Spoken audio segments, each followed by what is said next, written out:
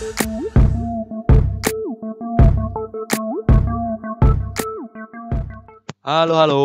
semuanya. Assalamualaikum warahmatullahi wabarakatuh. Oke, jumpa lagi dengan saya, Pak Imam. Kali ini kita akan membahas tentang pidato persuasif. Ya, ini pertemuan yang pertama, ya. Nah, siapa di antara kalian yang pernah berpidato atau mendengar sebuah pidato persuasif atau pidato apapun? Pasti kalian sudah pernah dengar semuanya ya, apalagi di sekolah kan sering mengadakan upacara tuh. Nah, setiap upacara pasti ada yang namanya entah siswa atau guru yang memberikan amanat upacara. Nah, itu juga masuk ke dalam pidato. Nah, langsung saja kita masuk ke dalam ini Google Site yang sudah saya buat ya, pertemuan pertama. Oke. Tahukah kamu siapa sosok yang ada pada gambar di belakang? Nah, ini dia. Tidak kelihatan ya? Atau ini deh. Nah, ini siapa nih? Beliau adalah sosok yang sangat terkenal, salah satu pendiri bangsa ini, salah satu pahlawan nasional yang berjuang memerdekakan Indonesia. Ya, beliau adalah Insinyur Soekarno, Presiden pertama Republik Indonesia. Nah, siapa yang nggak kenal? Parah banget kalau nggak kenal. Oke, pada masanya beliau terkenal sebagai pembicara yang ulung. Wah, ini orang hebat nih. Pidatonya sangat luar biasa, penuh gagasan, dan penuh ilmu pengetahuan yang sangat dalam sekali. Nah, setiap Bung Karno berpidato, ya ini sapaan akrab Insinyur Soekarno, Bung Karno, itu selain isinya yang sangat luar biasa, beliau juga punya intonasi, mimik, dan gestur itu yang luar biasa. Sehingga siapa saja yang mendengar pidato Bung Karno, wah hatinya bergetar, jiwanya tergetar dan terpengaruh oleh apapun yang disampaikan oleh Bung Karno. Gitu. Mungkin kalian harus menyimak pidato Bung Karno. Ya, salah satunya kalian bisa lihat di sini yang sudah saya cantumkan. Ini saya ambil dari YouTube, dari channelnya Info Nawacita. Nah, silahkan. Ini adalah pidato Insinyur Soekarno saat hari lahirnya Pancasila. Jadi silahkan dilihat. Ya, ini linknya. Saya tidak putarkan, nanti malah lama gitu ya. Tapi kalian tinggal cari saja di YouTube. Oke, nanti ada tugasnya. Bagaimana kalian setelah menyimak pidato tersebut, bagaimana perasaan kalian? Oke, pidato Bung Karno itu salah satu pidato yang sangat menginspirasi banyak orang. Ya, sebenarnya apa sih pidato yang menginspirasi itu? Pidato adalah kemampuan berbicara, mengungkapkan ide, gagasan, dan argumentasi dengan pilihan kata yang menarik di hadapan orang banyak. Sudah pasti ya, dalam berpidato ada beberapa unsur yang harus dipenuhi. Gitu. Baru itu disebut sebuah pidato. Yang pertama adalah adanya ide atau gagasan dan argumentasi yang itu dari dirimu, gitu ya. Kemudian ada orang yang mendengarkan, banyak orang atau beberapa orang, dan jika pidatomu ingin menginspirasi banyak orang atau ingin setiap pendengarmu merasa tergugah dengan pidatomu, gitu ya. Selain yang pertama adalah gagasan atau idenya itu adalah ide yang hebat, inovatif, kreatif, dan luar biasa, kamu juga harus mengingat 3 hal, yaitu intonasi, mimik, dan gestur. Intonasi itu apa? Intonasi itu berkaitan dengan suara, ya. Suara kamu berarti harus jelas, suara kamu harus tegas, suara kamu harus berwibawa, suara kamu harus bisa meyakinkan pendengarmu. Jadi jangan ketika berpidato, "Assalamualaikum warahmatullahi wabarakatuh. Nama saya Rene Imam." Wah, pendengar pasti, "Ah, ini apa sih ini orang?" Nah, itu pasti kayak gitu. Oke, kemudian mimik. Mimik, apa itu mimik? Mimik itu adalah raut wajah, raut muka kalian. Itu. Tadi intonasi kalian sudah oke, sudah berwibawa, sudah bisa meyakinkan orang. Orang akan merasa teryakinkan lagi jika didukung dengan mimik yang mendukung gitu ya. Kalau suaramu tegas tapi mimikmu membleng, atau itu tidak meyakinkan. Maka harus dengan mimik yang berwibawa juga. Tatapan mata yang tajam gitu ya, ke arah penonton supaya penonton yakin bahwa idemu itu benar-benar hebat gitu. Kemudian gestur itu gerak tubuh gitu. Ada orang yang berpidato dia kebanyakan gerak. Assalamualaikum warahmatullahi wabarakatuh. Saya adalah itu. Saya ingin menyampaikan, itu memangnya kamu dance kalau ingin menari,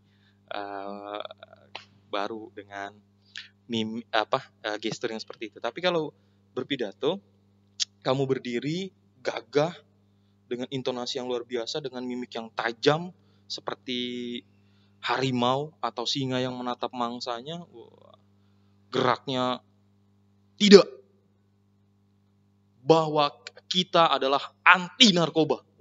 Itu dengan mimik yang gestur yang tegas gitu. Itu orang pasti akan sangat terinspirasi dengan pidatomu. Pidato-pidato seperti itulah yang dilakukan oleh Bung Karno dan tokoh-tokoh besar lainnya di zamannya. Atau di zaman sekarang ya banyak juga para pejabat atau siapapun itu, tokoh masyarakat, public figure yang berpidato dengan atau yang berbicara di depan banyak orang dengan mengatur intonasi, mimik, dan gestur gitu. Oke, berlanjut ke yang berikutnya, itu pidato persuasif.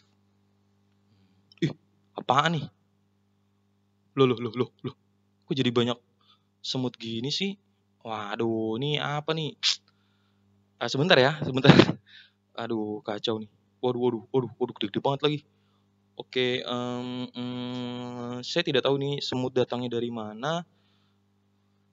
Atau mungkin karena gurunya manis ya, sehingga jadi disemutin. Ya, apa sih ini?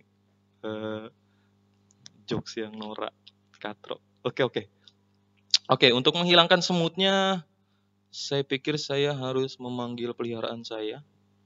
Baik, semoga dia akan segera datang. Oke, Dragon, Drakaris.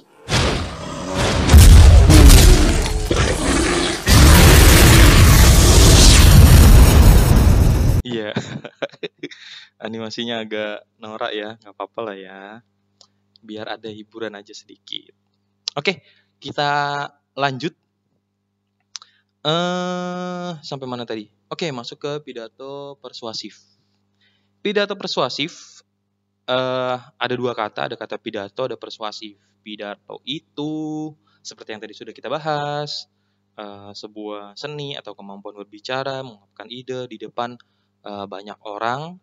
Kemudian persuasif itu setiap yang akhirannya if ini pasti dia sifat. Berarti persuasif itu pidato yang bersifat mengajak. Ya, jadi kata poinnya atau kata pentingnya itu ada di ajakan atau imbauan, atau mengajak, mengimbau, atau memengaruhi orang lain. Gitu. Jadi pidato yang bersifat mengajak atau mengimbau atau mengaruhi orang lain, atau pidato yang berisi ajakan atau himbauan atau hal-hal lain yang bersifat mengajak, mengimbau, atau memengaruhi orang lain untuk melakukan sesuatu. Misalnya, kamu berpidato untuk mengajak orang menggunakan masker atau mematuhi protokol kesehatan di era pandemi seperti ini. Nah, berarti bisa dikatakan bahwa pidatomu adalah pidato persuasif. Begitu. Jadi intinya ada di sini. Persuasif itu adalah ajakan atau imbauan. Imbauan ya, bukan himbauan. Jadi yang baku itu adalah depannya i. Nah, sehingga kata turunannya atau kata berimbauannya adalah mengimbau. Dan ini memengaruhi. Nah, mungkin ada yang sudah tahu, ada yang juga yang belum tahu. Yang betul itu memengaruhi atau mempengaruhi. Nah, karena kata dasarnya adalah pengaruh, begitu kemudian diberikan imbuhan sesuai dengan kaidah bahasa Indonesia bahwa setiap imbuhan bertemu dengan kata yang berhuruf awal K, P, S, dan T itu huruf awalnya luluh. Ya, sehingga berubah jadi mem gitu. Jadi memengaruhi. Selanjutnya adalah teknik berpidato. Nah, ada 4 saja yang perlu kalian ingat dalam berpidato. Tekniknya yang pertama adalah impromptu atau spontan. Teknik ini tanpa persiapan. Jadi misalnya ketika kamu datang ke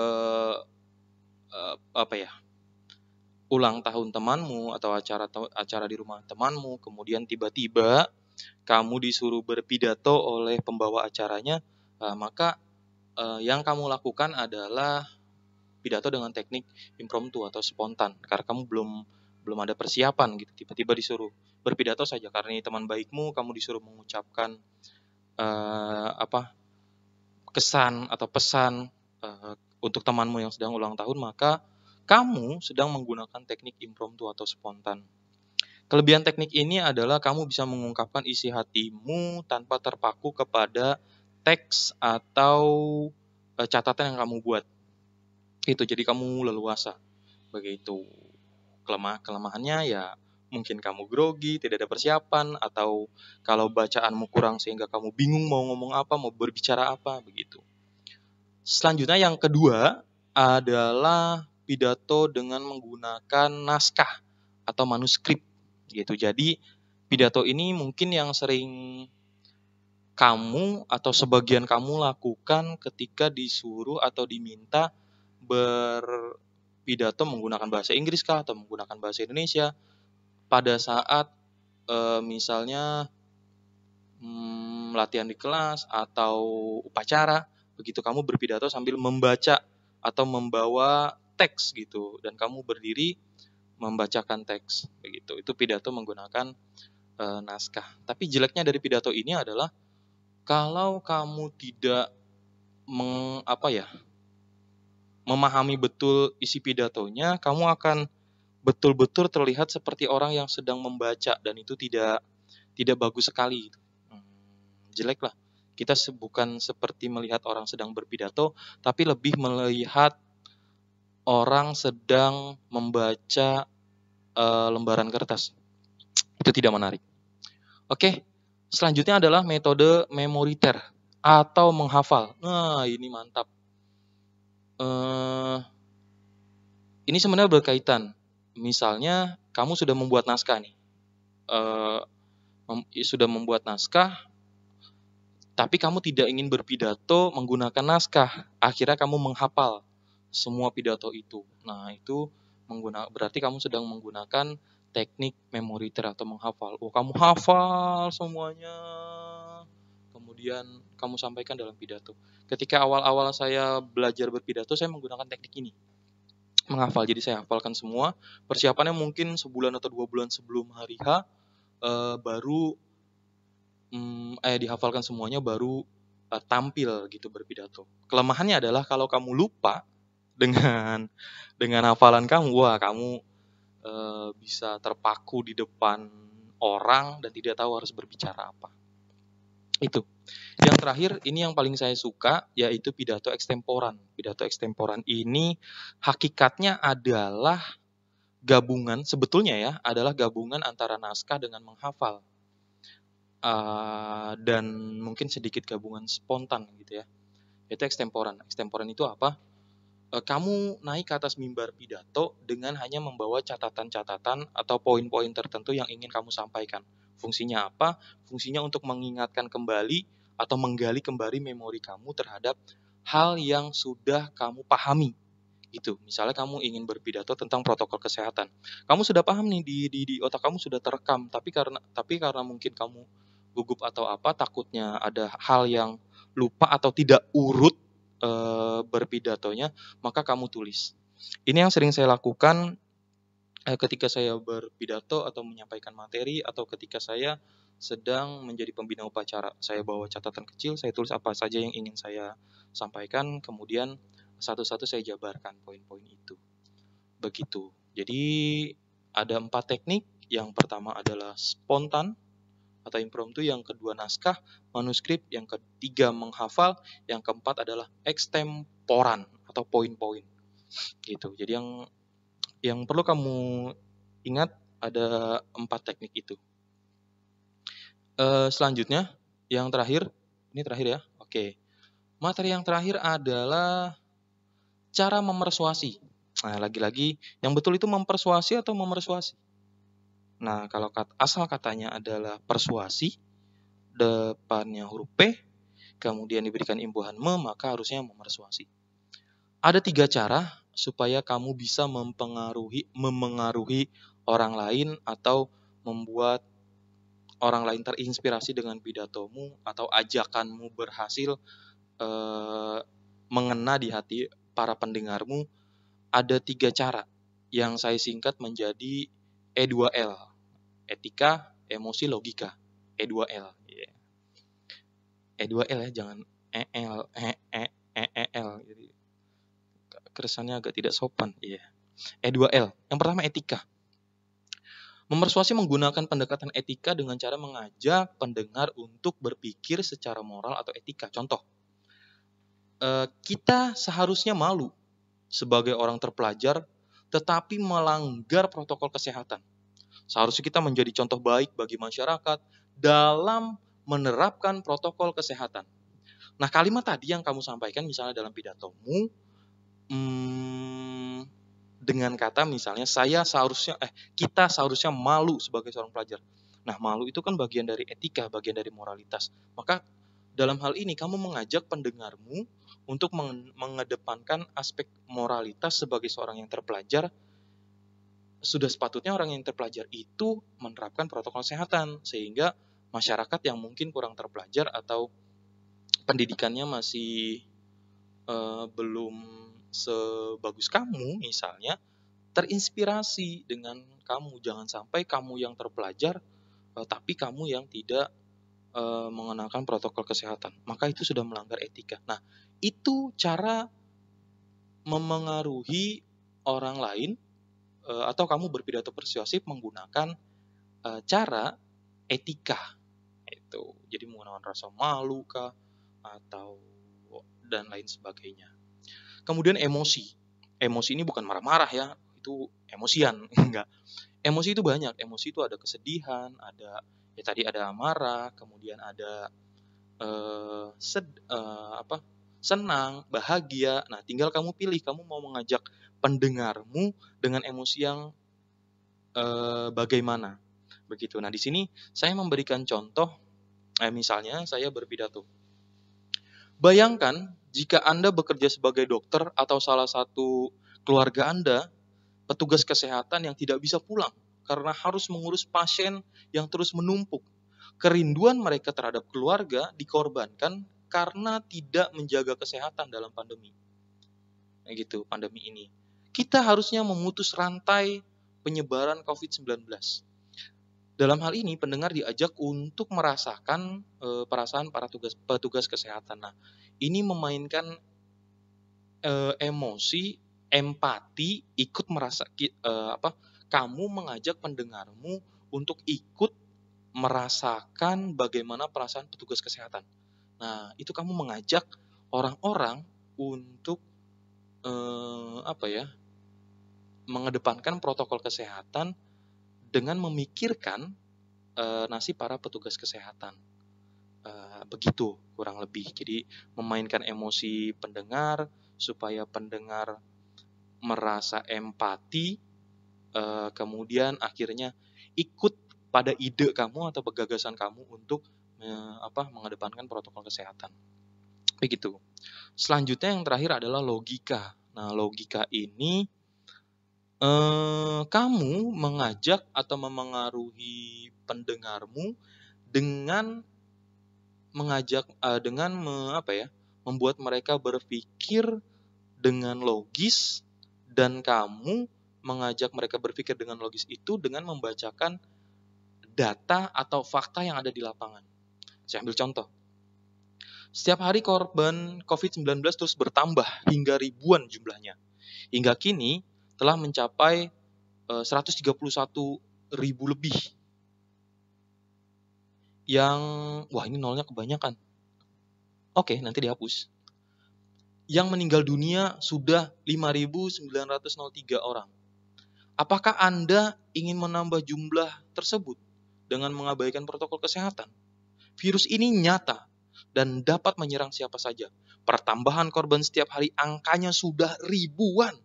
Wah, kalau dibacakan angka-angka seperti ini, pendengarmu pasti langsung takjub, langsung berpikir logikanya gitu. Sehingga terpengaruhi oleh ucapanmu untuk misalnya menjaga kesehatan, mengedepankan protokol kesehatan, protokol COVID-19 gitu. Jadi ada 3 cara. E2L, yang pertama dengan etika. Etika itu mengajak supaya pendengarmu mengajak dengan cara moral. Emosi, membawa pendengarmu merasakan apa yang kamu rasakan. Logika, memberikan data atau fakta. Itu yang bisa Pak Imam sampaikan. Selain penjelasan yang tadi sudah saya sampaikan, pengetahuanmu lebih banyak lagi bisa ditambah dengan membaca buku bahasa Indonesia kelas 9 halaman 34 sampai 37 begitu. Semoga bermanfaat. Untuk pertemuan kali ini kita cukupkan sampai sini, nanti kita sambung lagi di pertemuan berikutnya. Oke, tetap jaga kesehatan, tetap di rumah, jangan keluar-keluar rumah, pakai masker, cuci tangan, berjemur, minum vitamin C, dan olahraga. Lakukanlah apapun yang bisa meningkatkan imunitas tubuhmu. Ya, oke, jadi jangan main HP terus. Oke, cukup sekian. Assalamualaikum warahmatullahi wabarakatuh.